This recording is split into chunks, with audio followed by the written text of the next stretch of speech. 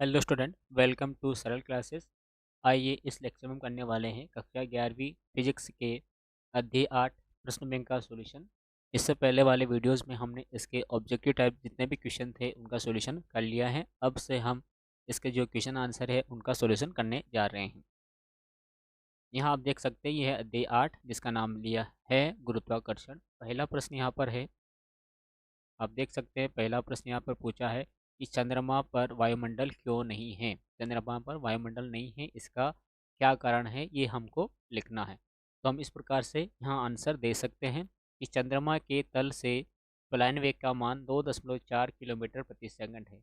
पलायन वेग का मान कितना है, जो है 2.4 किलोमीटर प्रति सेकंड है। और सभी गैसों के अणुओं का माध्य तापीय वेग 12.4 किलोमीटर प्रति सेकंड है। कितना है, 12.4 किलोमीटर प्रति सेकंड है। और भी इससे अधिक है, 12.4 किलोमीटर प्रति सेकंड से भी कैसा है, अधिक है। जब अधिक है तो अतः गैसें चंद्रमा पर न ठहरकर उसके आवरण से पलायन कर जाती है, फलस्वरूप चंद्रमा पर वायुमंडल नहीं है। सिंपल सा लॉजिक इसका यह है कि जो वायुमंडल होता है वो डिपेंड करता है वहाँ पर उपस्थित गैसों की मात्रा के ऊपर। जो चंद्रमा है, चंद्रमा पर जो पलायन वेग है, पलायन वेग वह होता है जिसके अंतर्गत यदि किसी का वेग रहता है तो वो उसके आवरण तक सीमित रहता है। यदि उससे ज़्यादा वेग हो जाता है तो वो उसके आवरण से बाहर निकल जाती है। तो यहाँ पर चंद्रमा के अंदर या चंद्रमा पर जो पलायन वेग का मान है वो मान है मात्र 2.4 किलोमीटर प्रति सेकंड। लेकिन जो वहाँ पर गैसें हैं जैसे हाइड्रोजन, नाइट्रोजन, इस प्रकार से गैसें हैं जो मिलकर वायुमंडल का निर्माण करती हैं, तो उनकी जो स्पीड है वो है 12.4 किलोमीटर प्रति सेकंड से भी और ज़्यादा। इसका मतलब क्या हुआ कि जो गैसें हैं उनका मान ज़्यादा है पलायन वेग से। इस कारण से ये जो गैसें हैं वहाँ चंद्रमा के सतह पर या चंद्रमा के वायुमंडल में नहीं रह पाती है, बल्कि वहाँ से क्या कर जाती है, पलायन कर जाती है। इस कारण से चंद्रमा पर क्या नहीं है, वायुमंडल नहीं है। फिर दूसरा प्रश्न यहाँ हमसे पूछा है कि किसी ग्रह की पार्किंग कक्षा किसे कहते हैं। पार्किंग शब्द आप जानते होंगे, पार्किंग क्या होता है, गाड़ियों को पार्क करने की जगह पार्किंग कहलाती है। तो ठीक उसी प्रकार से ये पार्किंग कक्षा होती है। इसका उत्तर इस प्रकार से हम लिखेंगे, जिस कक्षा में भूस्थायी उपग्रह परिक्रमा करते हैं, जो भूस्थायी उपग्रह होते हैं, सैटेलाइट होते हैं, वो परिक्रमा करते हैं, उसे भूस्थायी कक्षा, हिंदी में पूरा नाम ये है भूस्थायी कक्षा या पार्किंग कक्षा कहते हैं। ये इसकी डेफिनेशन है। उसके बाद थर्ड क्वेश्चन यहाँ पर है कि सार्वत्रिक गुरुत्वाकर्षण नियतांक या सार्वत्रिक गुरुत्वीय नियतांक, जिसे हम कैपिटल जी से डिनोट करते हैं, का मान एवं इसका विमीय सूत्र लिखना है। तो इस प्रकार से हम इसका आंसर लिख सकते हैं। जो सार्वत्रिक गुरुत्वाकर्षण नियतांक है जी, इसका मान होता है 6.672। आप चाहें तो 6.667 के 2 अंक तक भी लिख सकते हैं।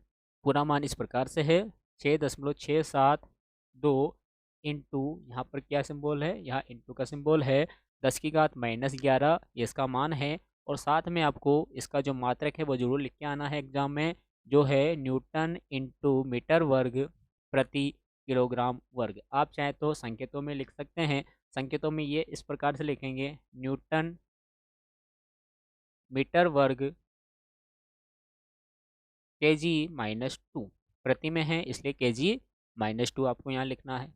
फिर यहाँ पूछा है, उसका आंसर देना है कि विमीय सूत्र बताइए। तो विमीय सूत्र क्या है इसका, तो इसका विमीय सूत्र है m-1 L3t-2। ये जो है इनकी घातें हैं, इस प्रकार से हम लिखते हैं m-1 L3 और t-2 और ये ब्रैकेट क्लोज। इस प्रकार से यहाँ पर इसका आंसर आपको देना है। फिर इसके बाद अगला प्रश्न है यहाँ,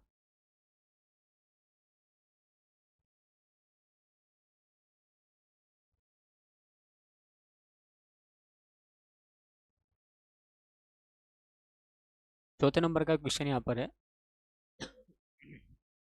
पलायन चाल किसे कहते हैं।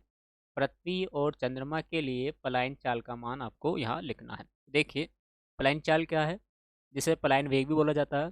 तो पलायन चाल वह न्यूनतम चाल है जिससे किसी पिंड को पृथ्वी की सतह से ऊपर की ओर फेंके जाने पर वह गुरुत्व क्षेत्र को, कौन सा क्षेत्र है, गुरुत्व क्षेत्र को पार कर जाता है और पृथ्वी पर वापस नहीं आता है।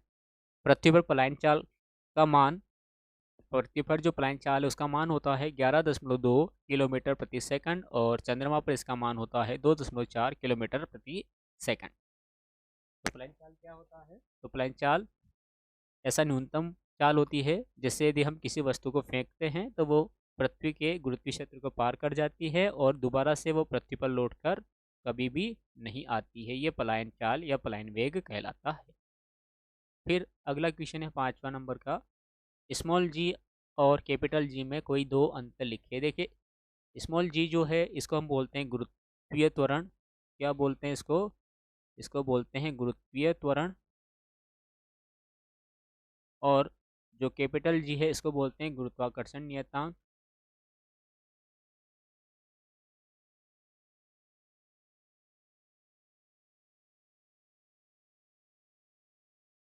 ये यहाँ इसको बोला जाता है। इन दोनों में अंतर लिखना है। तो देखिए, हमने यहाँ पर क्रमांक लिखे हैं। यहाँ पर बेसिकली आपको दो अंतर ही लिखना है क्योंकि शॉर्ट क्वेश्चन में आने वाला है।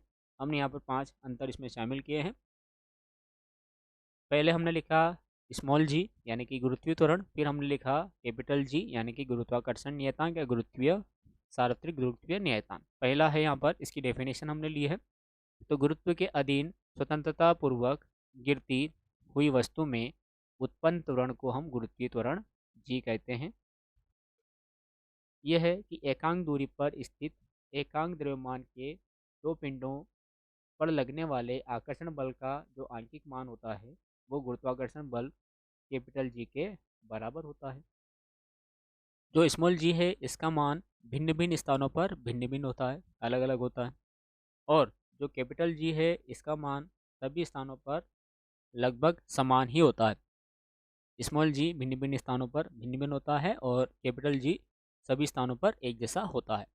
इसका जो मान माना गया है वो माना गया है 9.8 मीटर प्रति सेकंड वर्ग। क्या माना गया है? 9.8 मीटर प्रति सेकंड वर्ग। और जो सार्वत्रिक गुरुत्वाकर्षण नियतांक है इसका मान माना गया है 6.67 इंटू 10⁻⁻11 न्यूटन इंटू मीटर वर्ग प्रति किलोग्राम वर्ग। स्मॉल जी सदिश राशि है और कैपिटल जी अदिश राशि है। इसका विमीय सूत्र m0Lt-2 होता है और इसका विमीय सूत्र m-1L3T-2 होता है। इसके बाद अगला प्रश्न है,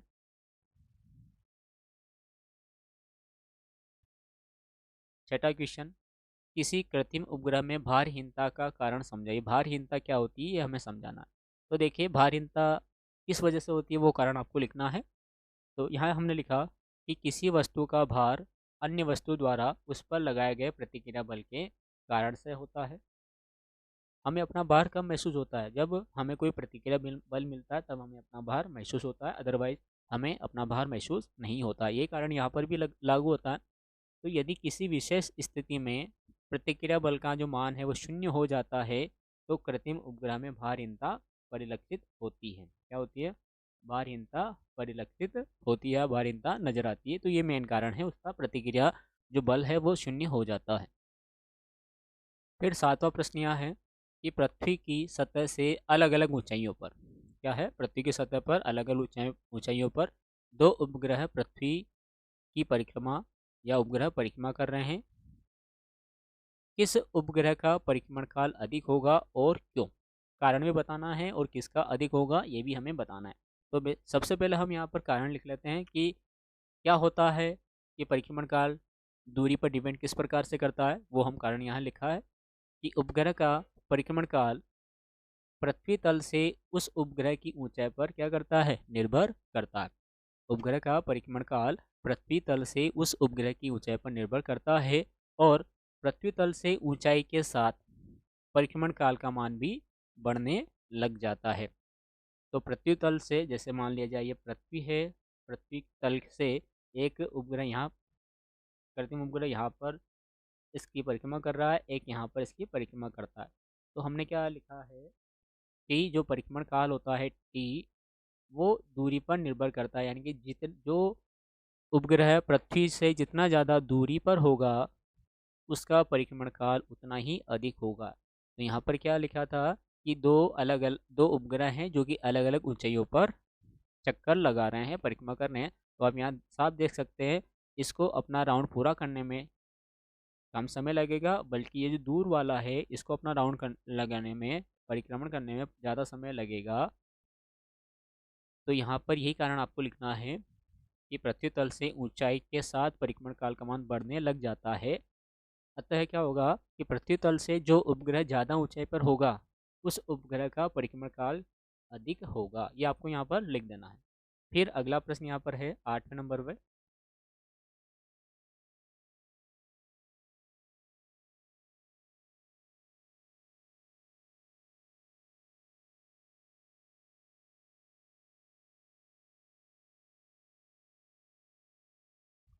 8वां क्वेश्चन है, पृथ्वी के द्रव्यमान की गणना कीजिए। देखिए, पृथ्वी का द्रव्यमान हम किस प्रकार से निकाल सकते हैं। तो ये निकालने के लिए हमें कुछ फॉर्मूला याद होना चाहिए। तो हमारे पास एक फॉर्मूला है जो हमें बहुत अच्छी तरह से याद है कि जो गुरुत्वीय त्वरण होता है जी, उसका सूत्र होता है, जो जी होता है इसका सूत्र होता है जी बराबर जी एम बटा आर स्क्वायर। ये सूत्र होता है। तो इस सूत्र से हम इस m का जो मान है वो निकाल सकते हैं। तो इस m की वैल्यूज निकालने के लिए हम इस m के बराबर में मान निकालते हैं। तो m के बराबर मान निकालेंगे तो हमें मिलेगा, देखिए g और r का क्रॉस मल्टीप्लिकेशन हो जाएगा तो ये हो जाएगा जी आर स्क्वायर, और इस m के साथ जो गुणे में g था कैपिटल, वो g यहाँ पर इसके नीचे आ जाएगा। तो इस प्रकार से यहाँ पर कैपिटल M का यानी कि पृथ्वी के द्रव्यमान का सूत्र बन जाएगा m बराबर जी आर स्क्वायर बटा जी। इस प्रकार से यदि हमें इन सब के मान पता है तो हम पृथ्वी का द्रव्यमान आसानी से कैलकुलेट कर सकते हैं। तो देखिए, जो स्मॉल जी है उसका मान क्या होता है, तो मैं लिख देता हूँ यहाँ पर। जो स्मॉल जी है उसका मान होता है, अभी हाल हमने अंतर देखा है, तो इसका मान होता है 9.8 मीटर प्रति सेकंड वर्ग, ये इसका मान होता है। साथ ही जो कैपिटल जी है इसका मान भी हमने देखा है, इसका मान भी फिक्स होता है। क्या होता है, 6.67 इंटू 10⁻⁻11 न्यूटन मीटर वर्ग प्रति किलोग्राम वर्ग, ये इसका मान होता है। और पृथ्वी की त्रिज्या, अब पृथ्वी की त्रिज्या कितनी मानी गई है, तो पृथ्वी की त्रिज्या का जो मान होता है आर यानी कि रेडियस ऑफ अर्थ, ये होता है 6.38 इंटू 10⁻6 मीटर। ये पृथ्वी की त्रिज्या का मान होता है। अब इन तीनों मानों को आपको इस फॉर्मूले में रखना है, तो हम यहाँ रख लेते हैं। तो ये m बराबर आएगा, पहले g का मान लिखेंगे तो जो होता है 9.8 इंटू आर स्क्वायर, आर यानी कि त्रिज्या लिखेंगे तो जो है यहाँ पे 6.38 इंटू 10⁻6। अब इसका क्या है, होल स्क्वायर है। इसके बाद यहाँ इसका वर्ग आपको करना है। फिर बटे में संख्या है जी कैपिटल, तो जी की वैल्यू यहाँ लिख लेते हैं। यह 6.67 इंटू 10⁻11। उसके बाद ये जो कैलकुलेशन है, छोटी सी कैलकुलेशन है, आप इसको सॉल्व कर सकते हैं। जब इसको सॉल्व करेंगे तो आपको पृथ्वी का द्रव्यमान मिलेगा m बराबर, सॉल्व करने के बाद आपको आंसर ही मिलेगा 5.98 5.98 इंटू में आपको मिलेगा, इंटू में आपको यहाँ मिलेगा 10⁻24। क्या मिलेगा, 10⁻24 मिलेगा। थोड़ा सा इसको सही लिख लेते हैं हम, 10⁻24। और द्रव्यमान है तो द्रव्यमान के साथ किलोग्राम लगता है। तो इस प्रकार से पृथ्वी का द्रव्यमान जो हमने कैलकुलेट किया वो मिला 5.98 इंटू 10⁻24 किलोग्राम। इस प्रकार से आप कैलकुलेट इसको कर सकते हैं। उसके बाद अगला प्रश्न यहाँ पर है, क्योंकि इस पार्ट में क्वेश्चनों की संख्या बहुत अधिक है तो आधे क्वेश्चन हम इस पार्ट में कर लेंगे और आधे क्वेश्चन आगे वाले पार्ट में आपको मिल जाएंगे।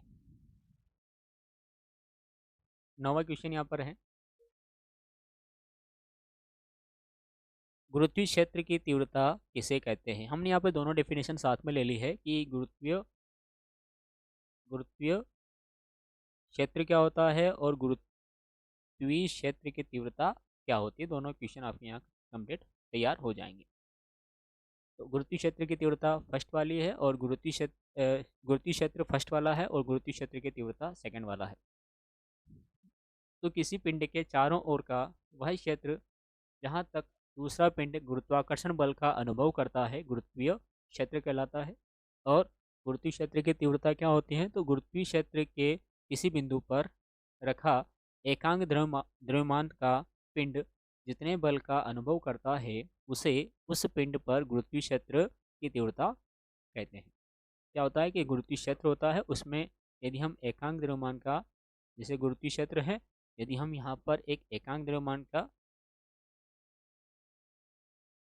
पिंड लेके आते हैं जिसका द्रव्यमान 1 होता है, तो यह पिंड जितने बल का अनुभव करता है, जितने बल का अनुभव करता है वो बल क्या कहलाता है? वह बल कहलाता है इस बिंदु पर गुरुत्वीय क्षेत्र की तीव्रता। फिर 10वां क्वेश्चन है यहाँ पर कि गुरुत्वीय स्थितिज ऊर्जा किसे कहते हैं और अनंत पर इसका मान कितना होता है? तो देखिए, किसी पिंड को अनंत से, क्या है ये? अनंत है यहाँ पर। तो किसी बिंदु पिंड पिंड को अनंत से किसी अन्य पिंड के गुरुत्वीय क्षेत्र के किसी बिंदु तक लाने में जितना कार्य करना पड़ता है उसे उस बिंदु पर गुरुत्वीय स्थितिज ऊर्जा कहते हैं। क्या कहते हैं? कि यदि कोई पिंड है, जैसे गुरुत्वीय क्षेत्र है, यहाँ पर कोई पिंड रखा हुआ है और हमने क्या किया हुआ है कि एक अन्य पिंड है जिसको हम अनंत से इस बिंदु तक ला रहे हैं, तो हमें जितना भी कार्य करना पड़ा यहाँ पर, उस कार्य का जो मान है उस मान को हम बोलते हैं गुरुत्वीय स्थितिज ऊर्जा। और अनंत पर पूछा यहाँ पर क्या कि अनंत पर इसका मान कितना होता है? तो अनंत पर है, तो अनंत पर इसका जो मान है वो 0 होता है। कितना होता है? 0 इसका मान होता है। फिर अगला प्रश्न यहाँ पर है,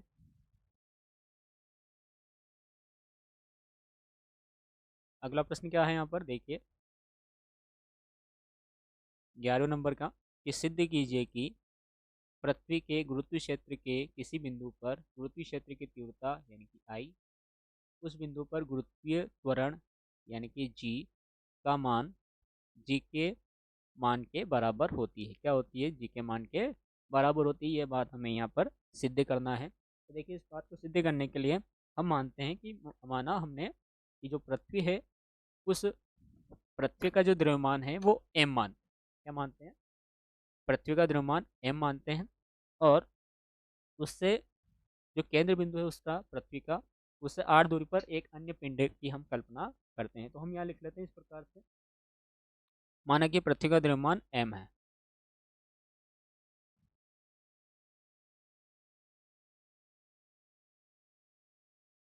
माना कि पृथ्वी का द्रव्यमान m, कैपिटल M हमने माना, तो इसके केंद्र से 8 दूरी पर,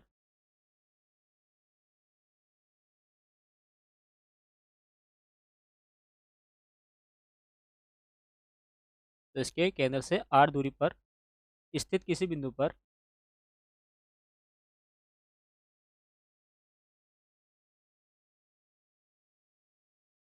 किसी बिंदु पर गुरुत्वीय क्षेत्र की तीव्रता,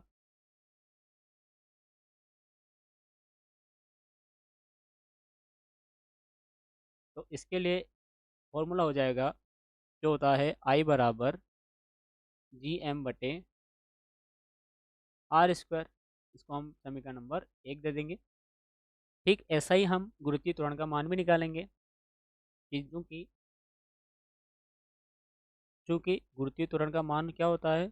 पृथ्वी से 8 दूरी पर यदि हम गुरुत्वीय त्वरण का मान निकालते हैं तो वो मान होता है G बराबर GM बटे R स्क्वायर। क्या मान होता है? GM बटे R स्क्वायर इसका मान होता है। इसको हमने समीकरण नंबर 2 दे दिया। अब यहाँ देख सकते हैं समीकरण 1 और समीकरण 2 की हम तुलना कर लेते हैं। कंपैरिजन बिटवीन इक्वेशन नंबर 1 और एंड इक्वेशन नंबर 2।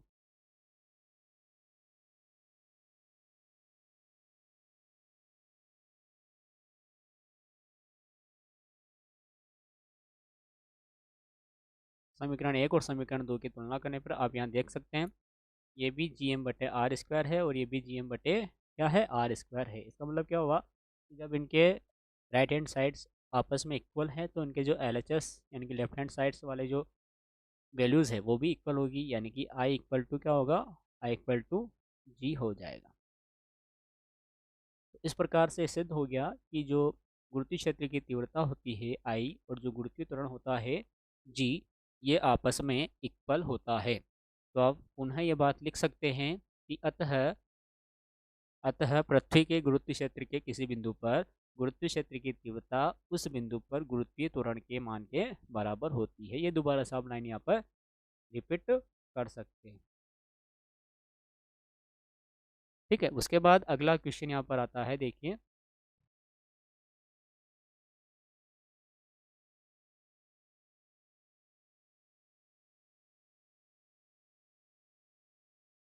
12 नंबर का क्वेश्चन यहाँ पर है कि उपग्रह का कक्षीय वेग किसे कहते हैं, इसका सूत्र लिखिए। कक्षीय वेग लिखना है हमें और कक्षीय वेग का सूत्र यहाँ पर लिखना है। तो देखिए परिभाषा इस प्रकार से है कि पृथ्वी के परितः किसी निश्चित कक्षा में कोई उपग्रह जिस चाल से पृथ्वी की परिक्रमा करता है उसे उसकी कक्षीय चाल कहते हैं।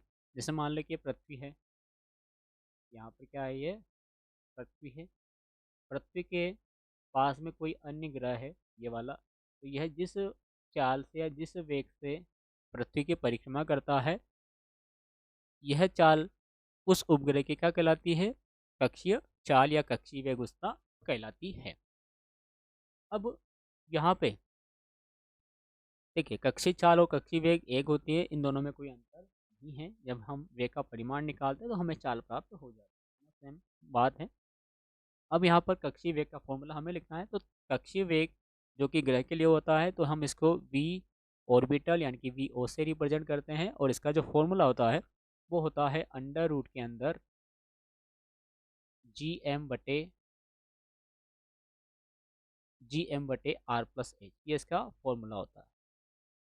क्या होता है, ये इसका फॉर्मूला होता है।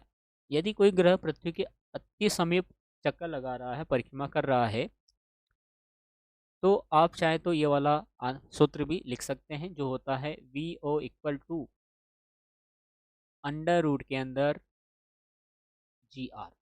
दोनों इसके फॉर्मूला है, दोनों राइट हैं। सही जोड़ी में मिलान किया था वहाँ पर ये वाला सूत्र इसका दिया गया था और ये वाला सूत्र भी इसका होता है। फिर अगला प्रश्न यहाँ पर है, किसी उपग्रह का परिक्रमण काल किसे कहते हैं, ग्रह के परिक्रमण काल एवं इससे ग्रह से दूरी में संबंध आपको बताना है। तो देखिए किसी उपग्रह को ग्रह के परितः एक परिक्रमण करने में जितना समय लगता है उसे उस ग्रह का परिक्रमण काल कहते हैं, और इसे हम T से रिप्रेजेंट करते हैं। यानी कि एक पूरा चक्कर लगाने में उपग्रह को जितना समय लगता है वो उस उपग्रह का परिक्रमण काल कहलाता है। अब दूरी में क्या संबंध है इसके, तो हमने अभी हल देखा इससे पहले वाले प्रश्नों में कि ऊंचाई बढ़ती है तो परिक्रमण काल का मान बढ़ने लग जाता है। वही संबंध यहाँ आपको लिखना है कि पृथ्वी तल से ऊंचाई या दूरी बढ़ने के साथ परिक्रमण काल का मान बढ़ते जाता है या बढ़ने लग जाता है। फिर अगला प्रश्न यहाँ पर आता है 14 नंबर का कि केपलर का द्वितीय नियम लिखिए। अब केपलर ने ग्रह की गति संबंधित 3 नियम दिए थे, 3 में से हमें यहाँ पर जो उसका दूसरा नियम है वो लिखना है। यह किस भौतिक राशि के संरक्षण पर आधारित है। तो देखिए इसका उत्तर इस प्रकार से हम लिखेंगे कि ग्रह को सूर्य से मिलाने वाली रेखा समान समय अंतरालों में समान समान समान क्षेत्रफल तय करती है। क्या करती है, समान क्षेत्रफल तय करती है, ये इसका नियम है। और यह नियम जो है ये कोणीय संवेग संरक्षण के सिद्धांत पर कार्य करता है। ग्रह को सूर्य से मिलाने वाली रेखा समान समय अंतरालों में समान क्षेत्रफल तय करती है, यह कोणीय संवेग संरक्षण इस पर आधारित है।